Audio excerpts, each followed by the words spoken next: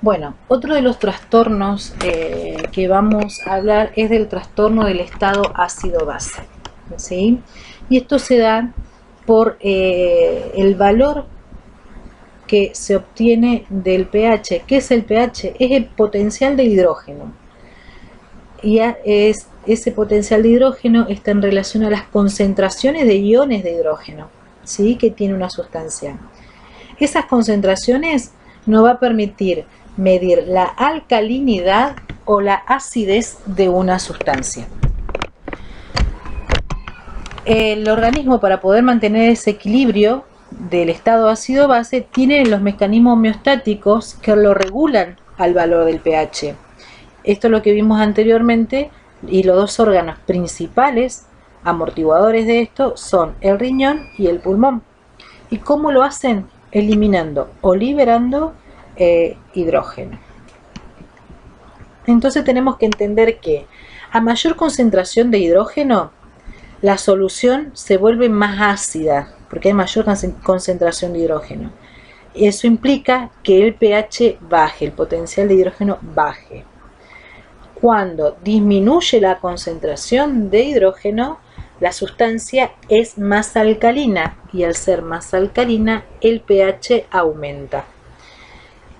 Para poder determinar si el pH baja o aumenta, si una sustancia es ácida o si es alcalina, están los valores de referencias normales del pH a nivel sérico, que esos son el 7,35 a 7,45.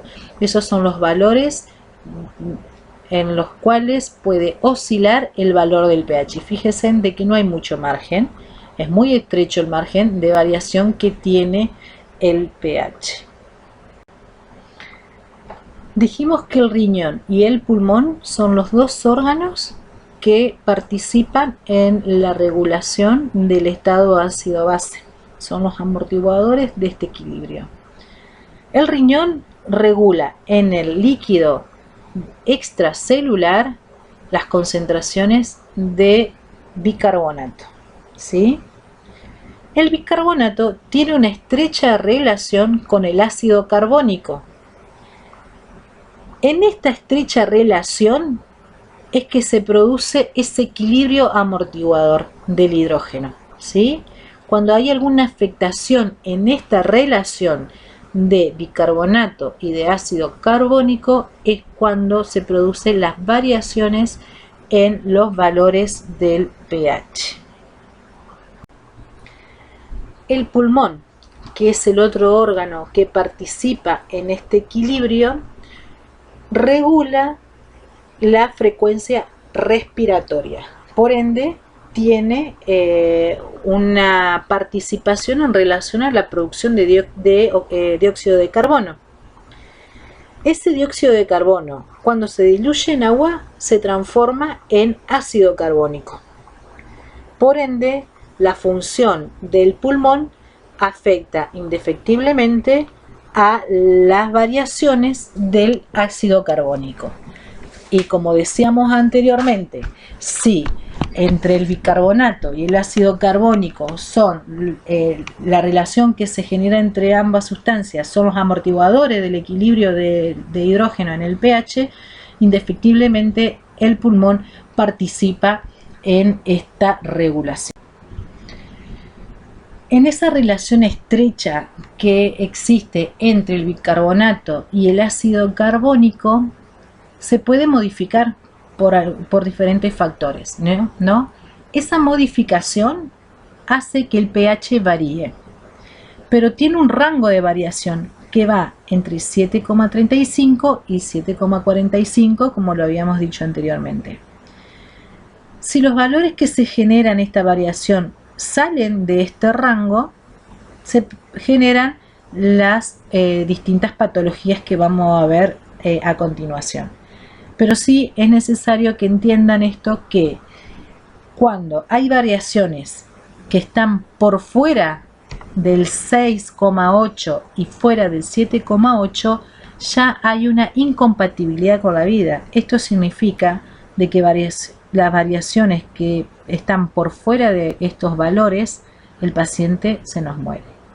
Entonces, hasta el organismo tiene una tolerancia de disminución del pH hasta 6,8, de 7,35 que teníamos hasta 6,8, y tolera un aumento del pH hasta 7,8 aproximadamente. Estos rangos son compatibles con la vida. Fuera de estos rangos el paciente se nos muere. Entonces, entender esto, ¿por qué? Porque las variaciones que se pueden generar son mínimas y pueden ser muy significativas en el medio interno del paciente. Bueno, este es un cuadrito que nos permite determinar cuándo estamos ante una presencia de una acidosis respiratoria o metabólica y cuándo en una alcalosis metabólica o respiratoria. Lo primero que nosotros tenemos que tener en cuenta es que estos resultados, estos valores, los vamos a tener a través de un laboratorio, ¿no?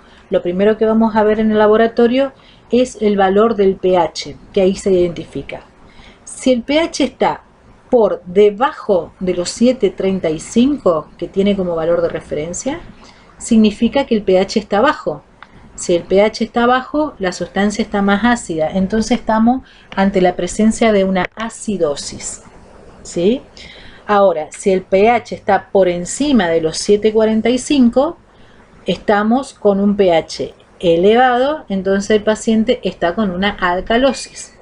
Primer dato a identificar en los laboratorios que obtengamos.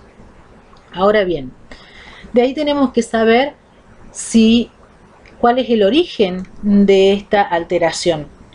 Y tenemos dos posibilidades: o metabólica, por una afectación a nivel renal, no se olvide que el riñón es el que participa en la regulación, o respiratoria, por una afección a nivel respiratorio, que es el otro amortiguador que tiene el pH para estabilizar. Identificamos en primera instancia si estamos ante una acidosis o una alcalosis. Ahora bien, si nosotros tenemos una acidosis, o sea, un pH bajo, con el bicarbonato bajo, que eso implica que los valores sean menores a 22 mil equivalente por litro, debajo fíjense que tiene los valores normales. Si tenemos el bicarbonato menor a 22 mil equivalente por litros, vamos a tener una presión parcial de dióxido de carbono a nivel de sangre menor a 38 miligramos por mercurio. En los valores normales dice que el bicarbonato debe oscilar entre 22 y 26 mil equivalente por litro, y la presión de oxígeno, la presión parcial de dióxido de carbono a nivel sanguíneo debe variar entre 38 y 42. Cuando salen de estos rangos es generalmente por eliminación, que habíamos hablado anteriormente, o bien como medio de compensación. Entonces, si tenemos un pH bajo, tenemos una acidosis. Si ahí observamos después el otro punto, si es el bicarbonato bajo o si está alto. Si el bicarbonato está bajo, eso significa que estamos ante una acidosis metabólica. Ahora bien, si el bicarbonato está alto, en una acidosis, tenemos pH bajo con un bicarbonato alto, significa que estamos ante una acidosis respiratoria. En este sentido, el bicarbonato aumenta a fin de compensar el aumento de la presión parcial de dióxido de carbono que generó esa acidosis. Fíjense de que generalmente cuando baja el bicarbonato, también baja la presión parcial de dióxido de carbono, o cuando sube la presión parcial de dióxido de carbono, también está aumentado el bicarbonato. Las variaciones se dan a nivel del pH. Entonces, pH bajo, estamos ante una acidosis. Para identificar si es metabólica o respiratoria, nos fijamos en el bicarbonato. El bicarbonato bajó igual que el pH, es metabólica. Ahora, si el bicarbonato subió y estamos en acidosis, estamos con un pH bajo, entonces es una acidosis respiratoria. En el caso contrario, pasaría con la alcalosis. Si nosotros en el laboratorio vemos que el pH está sobre los niveles máximos de referencia, que es 7,45, decimos que la sustancia está en alcalosis. El paciente está presentando una situación de clínica de alcalosis, ¿no?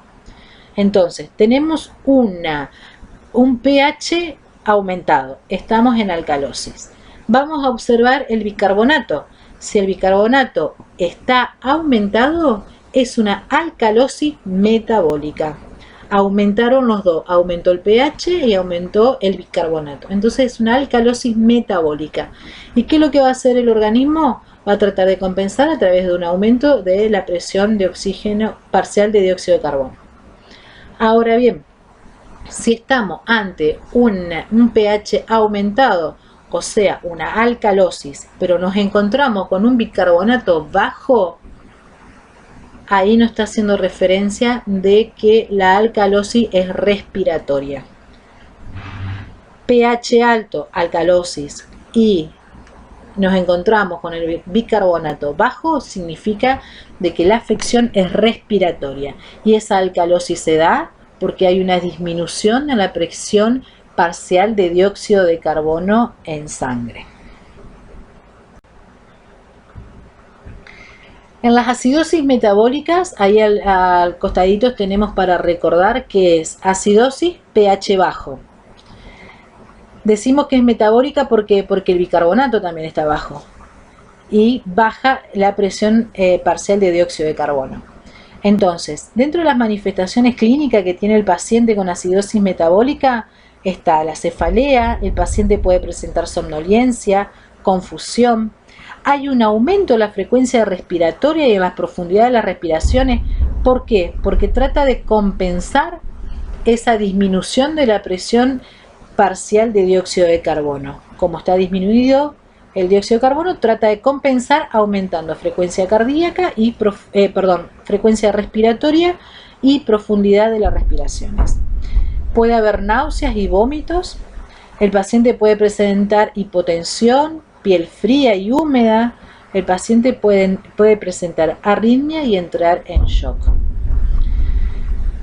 Un dato importante a tener en cuenta es que cuando el pH es menor a 7, generalmente se produce una vasodilatación periférica y esto influye en el gasto cardíaco, o sea que va a estar disminuido. O sea, hay una vasodilatación periférica, el líquido intravascular se van a las periferias y se genera una disminución del gasto cardíaco. ¿Cuáles son las causas más comunes de pérdidas de bicarbonato? La diarrea, las fístulas intestinales distales, pacientes que se encuentran con ureterostomía, pueden tener pérdida de bicarbonato, el uso de diuréticos, ¿sí? Y los pacientes que presentan insuficiencia renal temprana. La alcalosis metabólica, lo contrario a lo que habíamos hablado anteriormente, la alcalosis, tenemos un pH aumentado, entonces estamos en alcalosis. Y sabemos que es metabólica porque ese aumento del pH está acompañado de un aumento del bicarbonato, ¿sí? Tenemos entonces aumento del pH, aumento del bicarbonato, aumento de la presión parcial de dióxido de carbono. ¿Cuáles son las causas más comunes que llevan al paciente a alcalosis metabólica?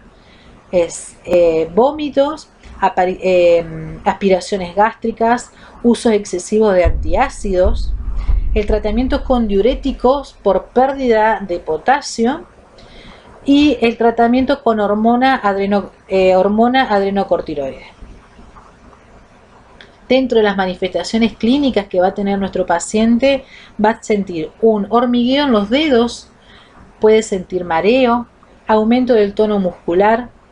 La frecuencia respiratoria va a disminuir. ¿Por qué va a disminuir? Porque ya tenemos aumentado la presión parcial de dióxido de carbono. Entonces va a tratar de compensar a través de la disminución de la frecuencia respiratoria. Puede aparecer hipoxemia, una disminución de las concentraciones de oxígeno a nivel sanguíneo. Puede haber una motilidad intestinal disminuida, causando hilio paralítico, y el paciente puede presentar arritmia. Otra de las alteraciones que se produce por afectación del equilibrio del pH es la acidosis respiratoria. Entonces, a modo recordatorio, tenemos ahí en la parte superior de que si el pH está bajo, estamos hablando de una acidosis. Ahora bien, el bicarbonato está aumentado. Entonces, si tenemos un pH bajo con un bicarbonato aumentado, estamos diciendo que la causa de la disminución de ese pH no es el bicarbonato. Entonces estamos hablando de una acidosis respiratoria, porque después se condice con el aumento de la presión parcial de dióxido de carbono. ¿Cuáles son las causas? La causa que genera la acidosis respiratoria básicamente es la eliminación deficiente del dióxido de carbono. Generalmente esto se da por la hipoventilación que presenta nuestro paciente.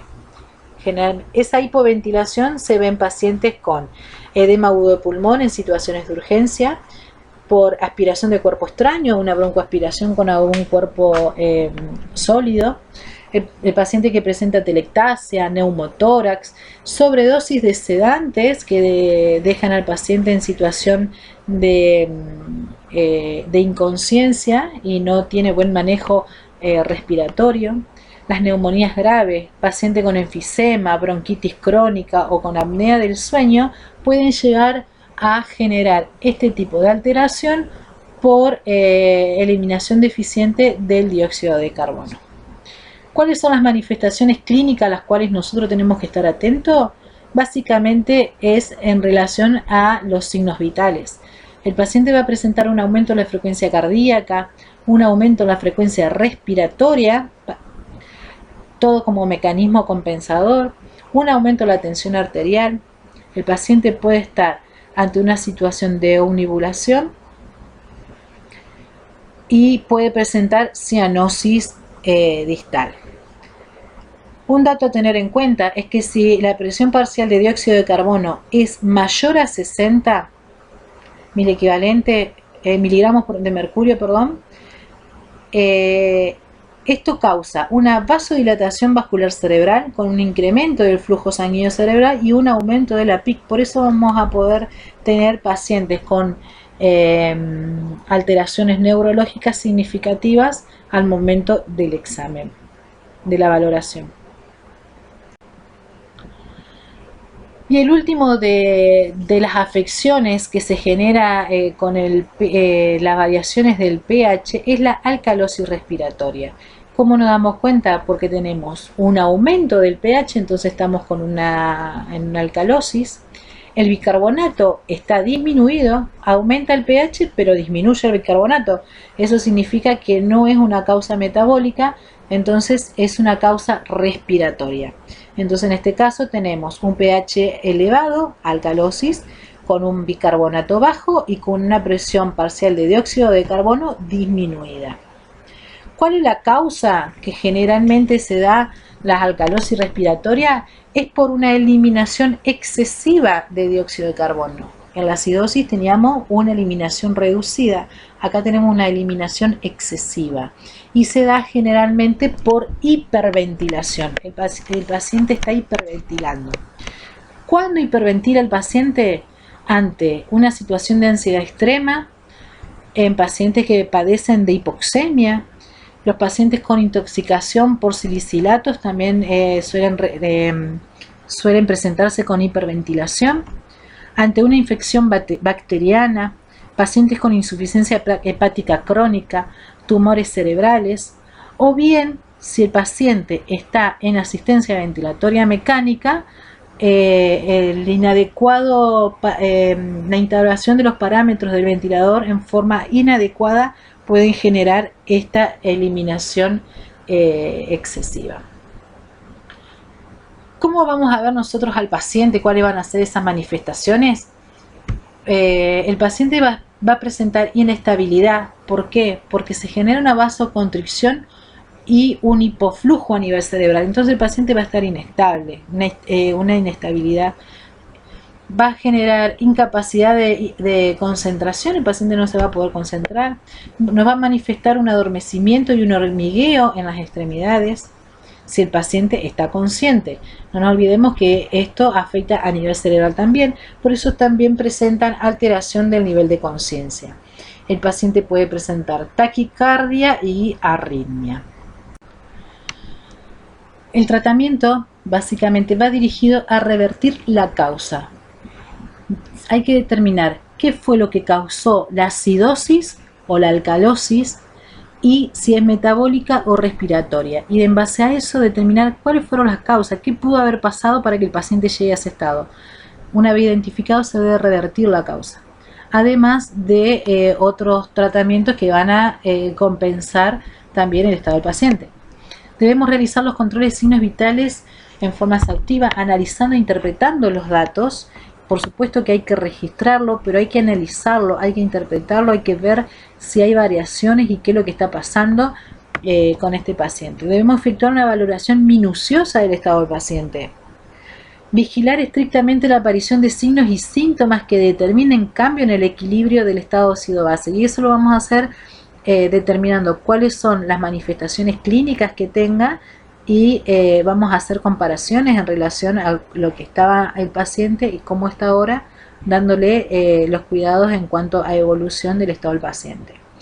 Debemos instaurar el tratamiento médico indicado, efectuar el control de los balances hidroelectrolíticos en forma estricta, valorar el estado de conciencia y planificar cuidado. Y esto es, si nosotros tenemos un paciente que está con una alteración de la sensopercepción, el paciente que